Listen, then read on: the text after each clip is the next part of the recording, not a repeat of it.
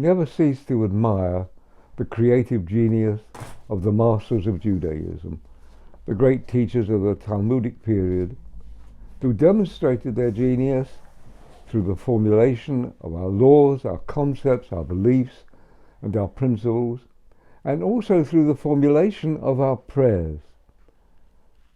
Our rabbis long realized that when a Jew prays, he's not only addressing his Father in heaven, he's also communicating with his own soul.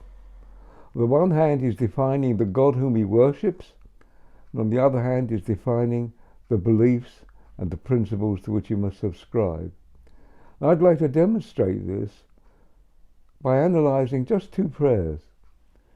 I've drawn them from the personal prayers of the rabbis. It was the practice of the Talmudic sages that when they completed congregational prayer, that is to say the Amidah, they would then engage in a moment of personal communication, a one-to-one with their God.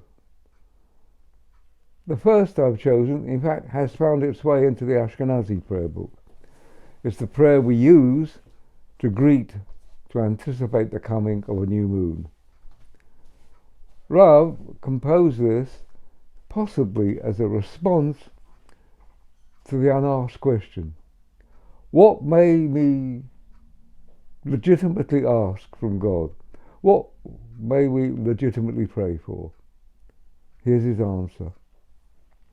Yhi ratzon lefanecha, may it be your will, Adonai Eloheinu, Lord our God, shetiten lanu chaim arokim, that you should grant us a long life.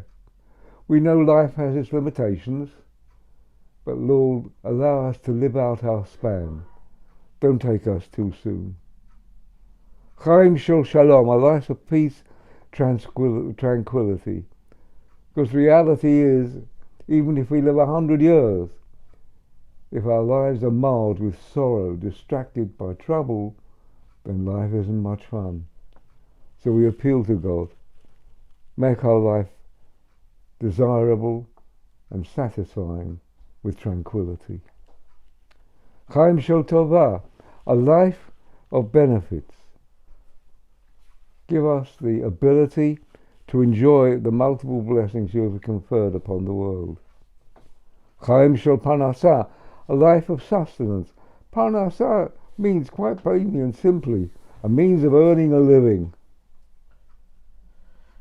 Chaim shel chilutz hatamot, and a life free from physical troubles, physical despair. And this, in a sense, is the most important one. Because if you have all the other blessings, but you lack physical well-being, then your life is not a happy one. If on the other hand, you're strong, you've got your physical well-being, but you lack the other blessings, no, you'll come out on top. If you've got the strength, you will make a life for yourself. Chaim sheyesh b'hem yirat chet, a life which is marked by a fear of sin. We don't want to annoy God. We want to keep on the good side of the Creator, and therefore we must fear wrongdoing. Chaim she'ein b'hem busha chalima, a life that is free of shame and reproach.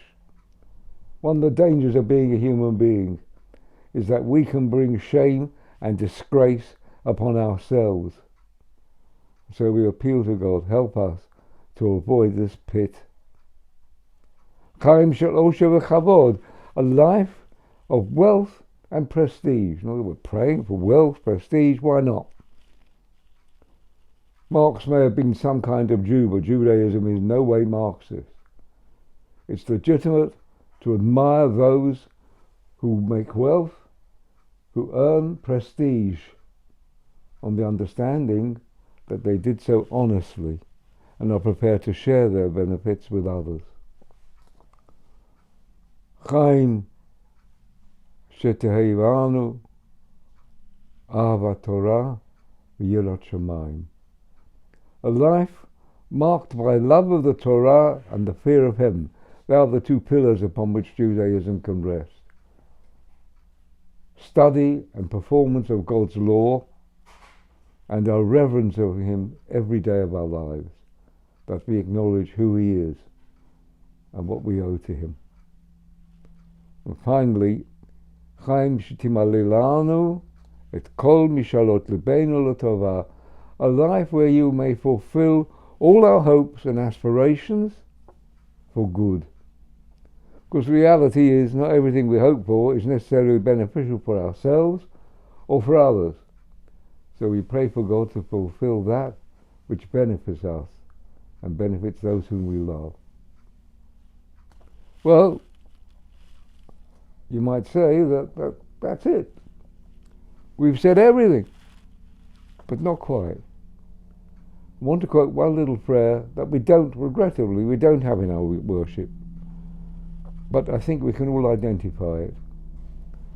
It's the prayer of Rabbi Alexandri, who at the conclusion of his Amidah said the following: Galui v'yadua lefanecha, you know full well, God, sheratzoneinu la'asot ratzonecha, that it is our will to do your will.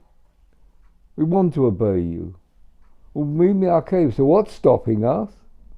She'or shebe'isa Ushibut Malchiot, the yeast in the dough and our subjugation to foreign kingdoms. Now, yeast in the dough is a favorite epithet by the rabbis for the Yetzer Hara, the evil inclination, that which detracts from our faith, that which inspires a man to sin and withholds our relationship with you. And so he says, please, please, we beg you, Yehi ratzon milefanecha, may it be your will, shetatzilenu miyadam, that you should deliver us from their grasp, v'nashuv la'asot chukei ratzonecha, so that we can be returned to performing those statutes which you desire, b'levav shalem, with a whole heart.